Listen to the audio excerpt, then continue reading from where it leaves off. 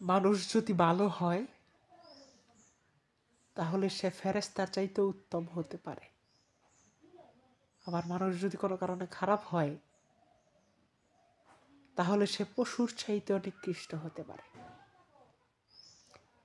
কথাটা বলছিলাম হচ্ছে গত দুদিন যাবৎ সোশ্যাল মিডিয়াতে আটটি কুকুর ছাড়ার একটা ব্যাপার ঘুরে বেড়াচ্ছে, এটা সবাই দেখছে মোটামুটি।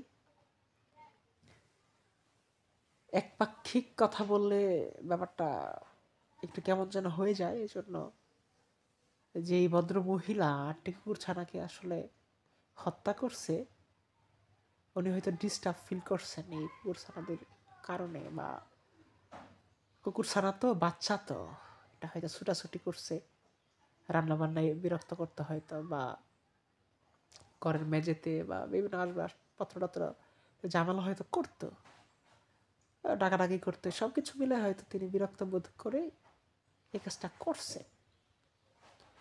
তবে নিঃসন্দেহে যে কাজটা করছে এটা তো খুবই খারাপ কাজ। প্রাণী হত্যা মহাপাপ, এটা তো আমাদের সৃষ্টিকর্তা বলেছেন, এটা তো করা যায় না। তো যে ব্যাপারটা আসলে চিন্তার জায়গা, আমি আসলে যেটা বলতে চাচ্ছি সেটা হচ্ছে,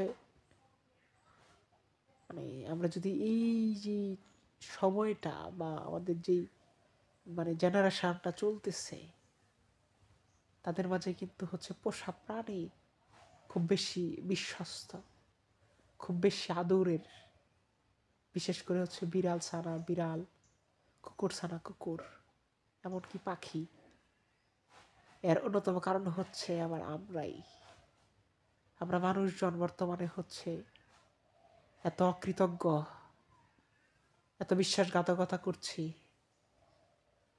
এত বিশ্বাসের অমর্যাদা করছি যে মানুষ আমাদেরকে এখন বিশ্বাস করে না, ভরসা করে না। আমরা হচ্ছে অকৃতজ্ঞ হয়ে গেছি। কিন্তু বোবা প্রাণী, বিড়াল, কুকুর, পাখি, তারা কখনো বিশ্বাসঘাতকতা করে না।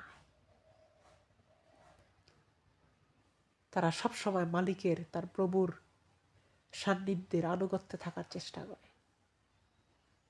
এই জন্য মানুষের দিন দিন অপর মানুষের চাইতে পোষা প্রাণী, কুকুর, বিড়াল, পাখির প্রতি বেশি মায়া, বেশি দরদ, বেশি ভালোবাসা।